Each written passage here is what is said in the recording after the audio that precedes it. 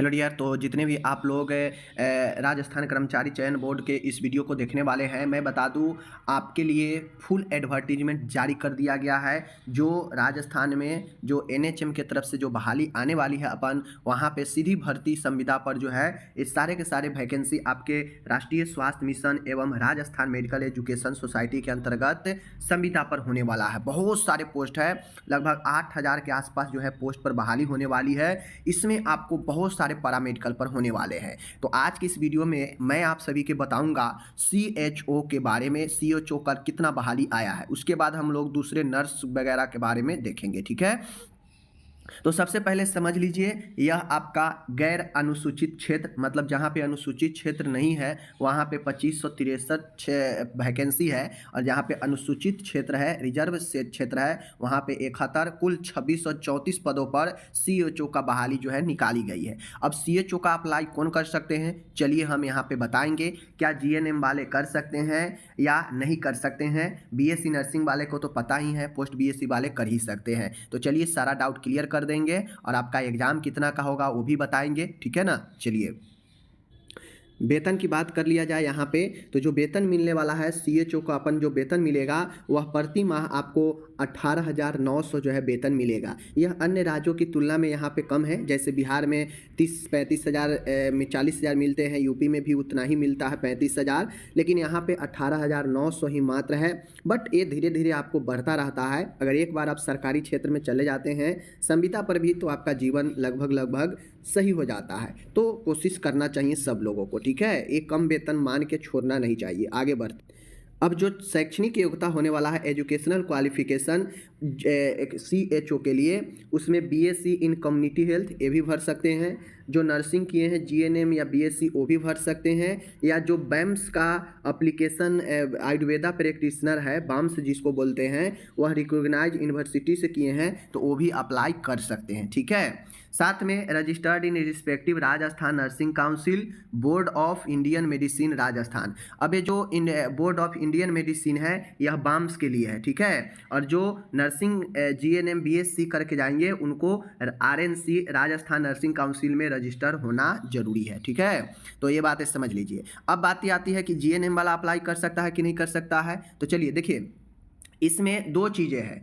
आप बीएससी वाले, post BSc वाले जो इंटीग्रेटेड कोर्स है 6 मंथ के सीसीएच के सर्टिफिकेट के साथ, उनको तो डायरेक्टली मिलता है यूनिवर्सिटी से कोर्स के दौरान ही, तो वो तो फिल कर देंगे, उनको कोई दिक्कत नहीं है। लेकिन जो जीएनएम वाले हैं जिनके पास अभी हाल में पास आउट हुए हैं, जिनके पास सीसीएच का सर्टिफिकेट नहीं है, तो इनके लिए एक ब्रिज कोर्स करवाया जाता है इसी परीक्षा के माध्यम से। जो लोग पास करेंगे, अगर उनके पास कम्युनिटी हेल्थ का जो है सर्टिफिकेट नहीं है, तो यहाँ पे देख लीजिए 6 मंथ ब्रिज कोर्स सक्सेसफुल, यानी 6 मंथ का ब्रिज कोर्स जो है राजस्थान जो में एजुकेशन है नर्सिंग का, वहाँ पे करवाया जाता है, ठीक है, आरयूएचएस के द्वारा।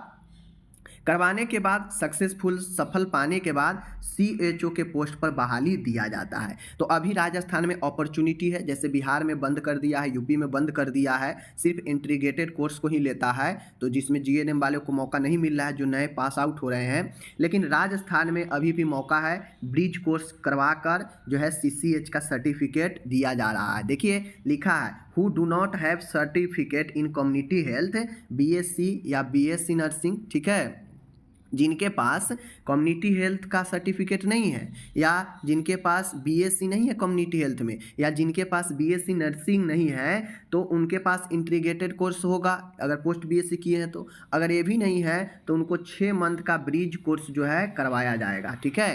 ये 6 मंथ का ब्रिज कोर्स उन्हीं को करवाया जाता है, ठीक है ना। ये 6 मंथ का ब्रिज कोर्स उन्हीं को करवाया जाता है जिनके पास सीसीएच का सर्टिफिकेट नहीं है, और जो इस कंपटीशन में पास करेंगे, सफल होंगे, उनको 6 मंथ का ब्रिज कोर्स करवाया जाएगा, ठीक है। चाहे आप अप्लाई जीएनएम पर किए हैं, बीएससी पर किए हैं, आपको ब्रिज कोर्स 6 मंथ का करवाया जाता है, और जब आपको कंप्लीट होता है 6 मंथ सक्सेसफुल, तो आपको सीएचओ के पोस्ट पर जो है दे दिया जाएगा अपॉर्चुनिटी, ठीक है। तो कहा जाए आपको ब्रिज कोर्स में टोटली 2 टाइम्स आपको मिलता है मौका। अगर 2 बार में अगर आप नहीं सक्सेस हो पाते हैं, ब्रिज कोर्स सफल नहीं कर पाते हैं, तो फिर आपका जो सीएचओ का पोस्ट है उस पर आपको जो है नहीं दिया जाता है आपका अपॉर्चुनिटी। तो ध्यान देना है, ठीक है। तो जीएनएम वाले के लिए मौका है, आप लोग अभी कर सकते हो, ठीक है।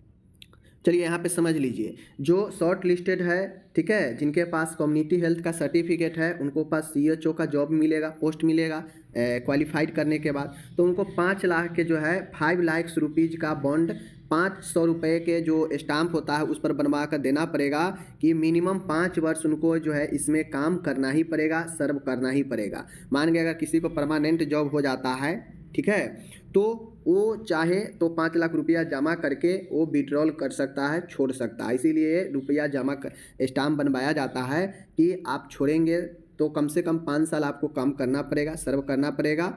अगर आप 5 साल सर्व नहीं करेंगे तो 5 लाख रुपया देंगे, ठीक है। अगर आप ट्रेनिंग में सेलेक्टेड होते हैं, आपको शॉर्ट लिस्टेड किया जा रहा है, जिनके पास सर्टिफिकेट नहीं है तो उनको पहले ट्रेनिंग करवाया जाएगा, तो उनके लिए 75,000 का बॉन्ड पेपर भरवाया जाता है 500 रुपये के स्टाम्प पर। आप विड्रॉल नहीं कर सकते हैं ड्यूरिंग ट्रेनिंग, ठीक है। आप कभी भी डिसकंटिन्यू, विड्रॉल या रिजाइन नहीं कर सकते हैं जो 6 मंथ का ट्रेनिंग है, समझ गए। अगर आप करते हैं 6 महीने के अंदर तो आपको 75,000 रुपये फी भर के तब विड्रॉल करना पड़ेगा, ओके।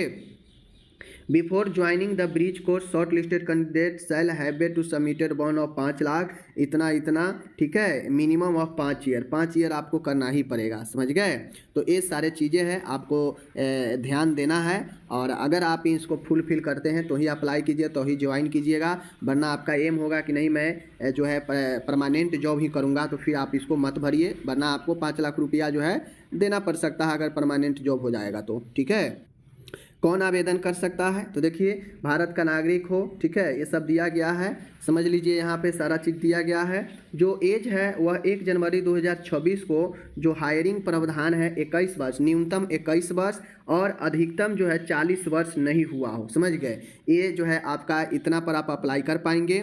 बाकी मैं बता दूं, अगर आप दूसरे राज्य से हैं तो दूसरे राज्य वाले भी अप्लाई करेंगे, पर आपको आरएनसी का रजिस्ट्रेशन होना जरूरी है, ठीक है, आरएनसी का रजिस्ट्रेशन होना जरूरी है। तो ये फॉर्म अभी जो है अप्लाई आपका होगा 18 फरवरी से शुरू होगा और पूरे मार्च जो है 1 महीना चलेगा। तो अब जो दूसरे स्टेट का है इन पीरियड में 18 फरवरी से लेकर 19 मार्च तक जो फॉर्म चलने वाला है, इस बीच में अगर आपका रजिस्ट्रेशन ट्रांसफ़र हो जा रहा है तो आप करवा लीजिए, फॉर्म भरने के लायक आप हो जाएंगे, ठीक है।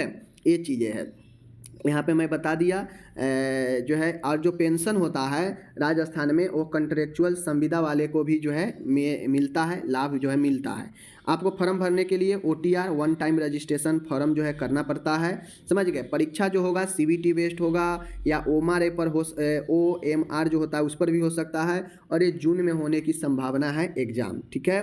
तो ये सारे चीज़ें हैं, देख लीजिए यहाँ पे, आप चाहें तो फॉर्म भर सकते हैं। जो महत्वपूर्ण चीज़ें था मैंने आपको बता दिया, ठीक है। ऑनलाइन करने के लिए आपको सारे डॉक्यूमेंट देने पड़ेंगे, और फोटोग्राफ, हस्ताक्षर, सारे चीज़ देने पड़ेंगे, रंगीन फ़ोटो, ठीक है, करना पड़ेगा।